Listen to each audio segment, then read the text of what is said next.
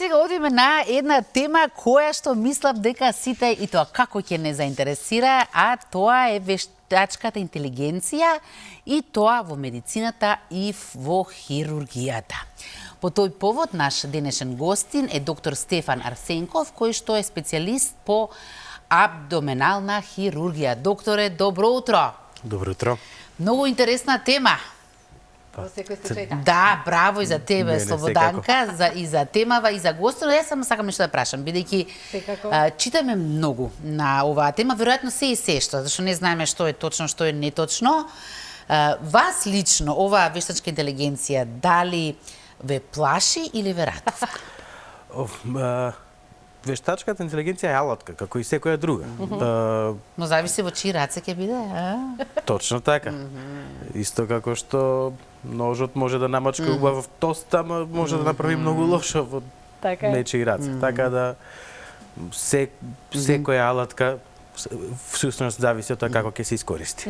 Хајде, повелете таман да ни разјасните што точно значи вештачка интелигенција. Еве, уште еднаш добро утро до нашите гледачи и добре дојде за нашиот гостин. Драго ми е и многу благодарам со оглед на тоа дека вие докторите секогаш си имате многу работа, полни раце работа.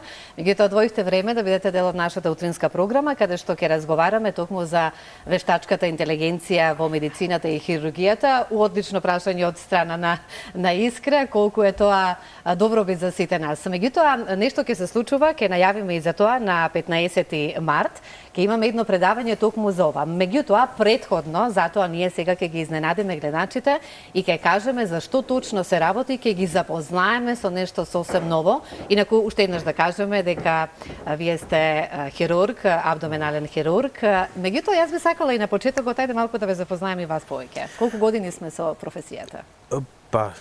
Со професијата официјално од 2015 некаде како почеток на специјализацијата, предходно како неколку години предходно како волонтер, само заљубеник во хирургијата, така да ближи повеќе од 10 години на еден или друг начин како работа во хирургијата. Многу оперативни зафати до сега. Да, во илјади бројките на оперативни зафати, но тоа е нешто што е неопходно за да се Инаку сме дел од тимот во универзитетската клиника Свети Наум Охридски, така, да. Познато градската болница. Така, сите на колоквијално и на милост ја викаме градска болница, порано нели беше дел од таа градска болница и името си остана.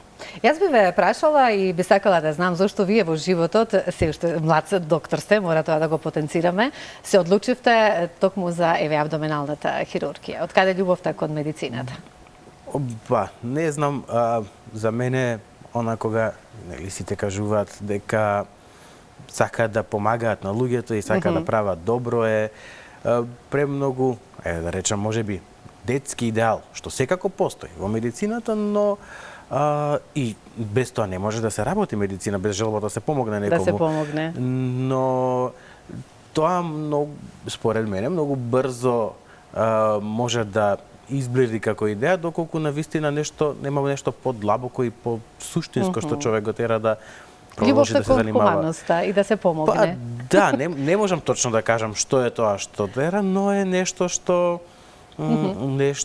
е некој порив да се направи нешто, да се сработи онака како што треба и да се помогне на луѓето кои тоа им е потребно. Да, и веројатно е нешто што е не е лесно да се искаже, но битно е да се ефектуира во нашата секојдневна работа. Во пракса. Да. Ајде сега за вештачката интелигенција и за она што ќе се случува на 15 марта. Зашто конкретно станува збор да појасниме? Така, неверојатно, туку сигурно поттикнато тоа што во моментов на светско ниво, особено во Европска унија, се почнува да се носат одредени нови закони, нова легислатива за работата со вештачката интелигенција, која што зема огромен замав на сите полиња. И кај нас.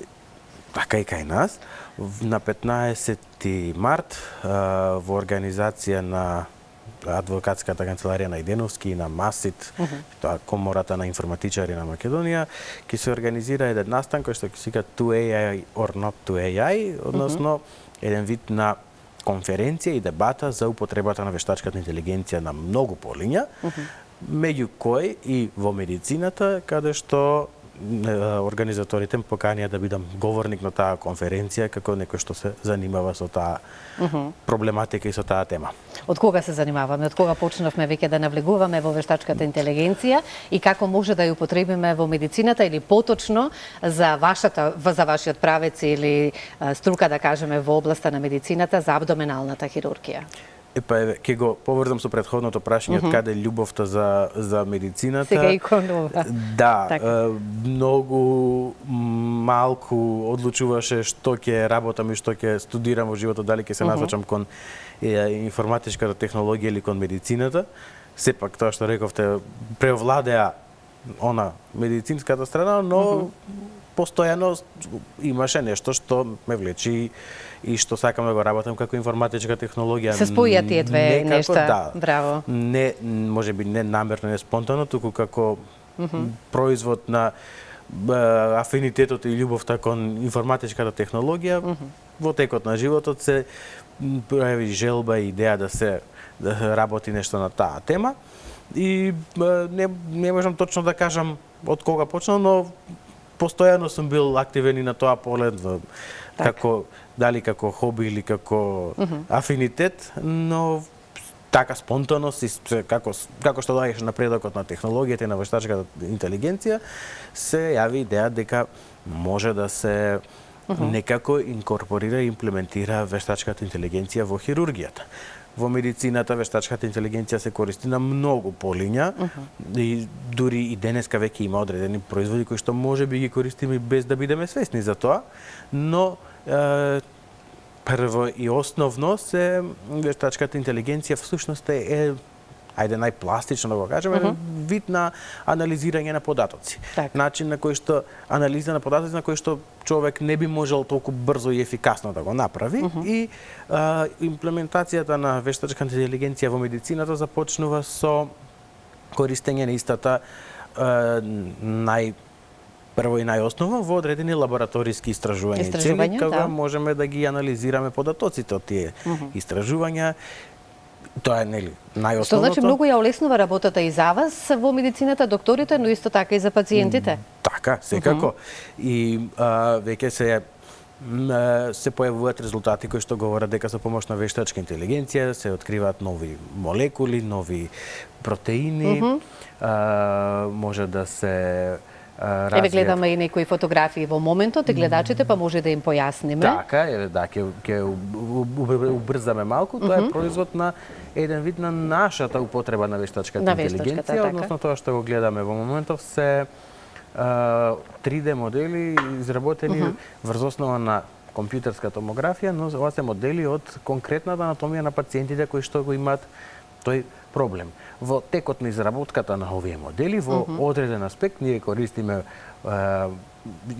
вештачката интелигенција за да ни малку помогне во изработката на овие модели, за да можеме да ги добиеме како опипливи предмети кои што би ги држиме во рака и може да се види во моментов како тоа ни помага со оглед на тоа што моделите што ги добиваме се идентични со органите на пациентите кои што треба да ги лечиме некако и тоа ни помага да имаме многу подобар и појасен увид во она што го работиме, да бидеме поефикасни во нашата работа, а сето тоа со единствена крајна цел да го подобриме и унапредиме третманот на нашите пациенти. Еве ова што во моментов се гледа, ако ми дозволи да кажеме, она не знам колку се познано, на белото долу е всушност еден модел од коска со скршеница која што гледате алатите околу ги користиме за да ја пред операцијата испробаме и симулираме операцијата што ќе се направи на самиот пациент. Со тоа што ни дава еден досега невозможен начин да имаме ние увид во конкретната ситуација во што точно не чека која ќе се соочиме со в конкретни случаи скршеницата кај пациентот. Тоа се пациенти кои што се оперираат на одделението за травматологија во нашата установа, но сепак поентата е дека, имајќи го увидот и знаејќи точно што се случува внатре, носи еден чекор поблиску до она вистинска ситуација кај пациентот и ни помага многу полесно и побрзо да можеме да му помогнеме. И поефикасни да бидеме во третманот. Што е многу важно, да. Поефикасно и да помогнеме. Досега ја практикувавме вештачката интелигенција во оперативните зафати? Па да, и од кога почнавме? Ова е еден од начините на кои што се практикува вештачката интелигенција во оперативни зафати. Нешто што се работи заедно со компанијата 3D Loom од Скопје. Работиме на развивање на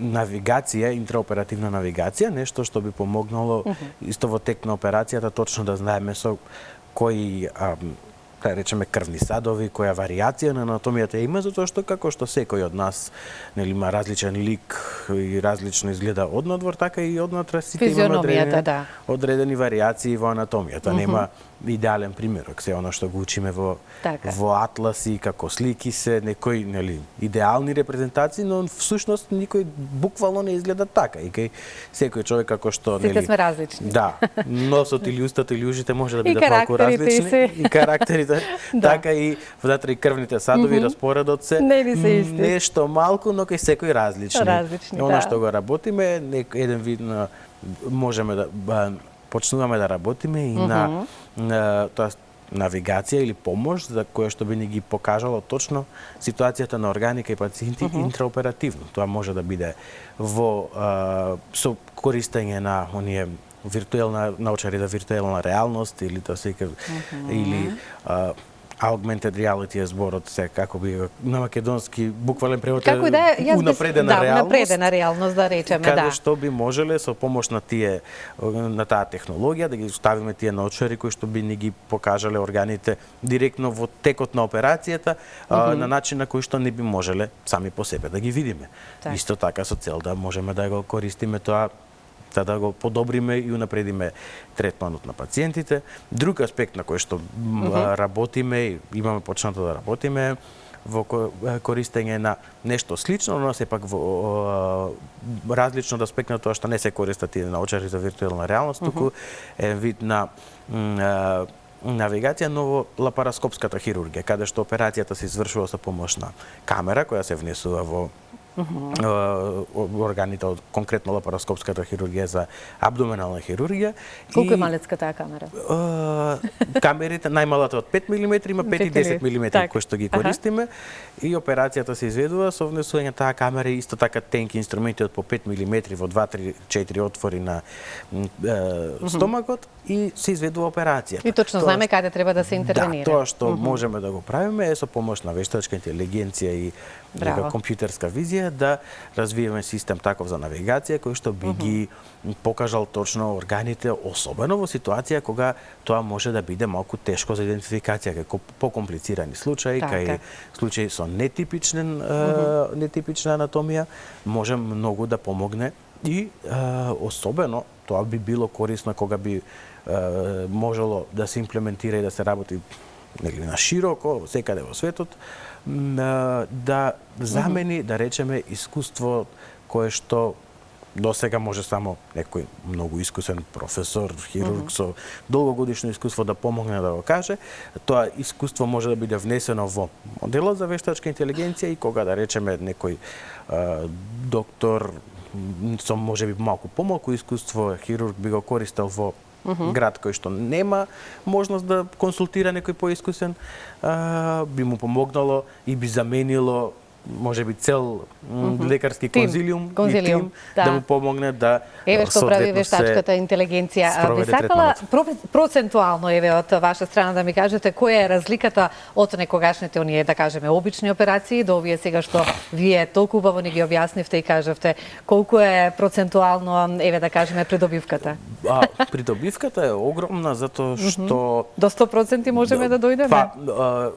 доколку порано генерацијата на хирурзи кои што се уште работат во нашата клиника е нешто што често го зборуваме, дека порано единствен начин да се види некоја нова метода или да се научи или било како да се добие искуство било да се отиде некаде во светот, па да се гледа тие семинари, предавања и или престои, па да се гледа како одреден хирург ќе прави таа операција, па или тоа, значи да се влезе во операциона сала, па ако е некој отворен тип или на едукација, тоа се 20 луѓе кои што пробуваат сите да дзирнат по некој момент. Колку само е голема процедурата. А сега ние, можеме сето тоа да го видиме многу убаво објаснето, да го најдеме на видео, на предавање на интернет, јасно да го видиме, не е нужно да се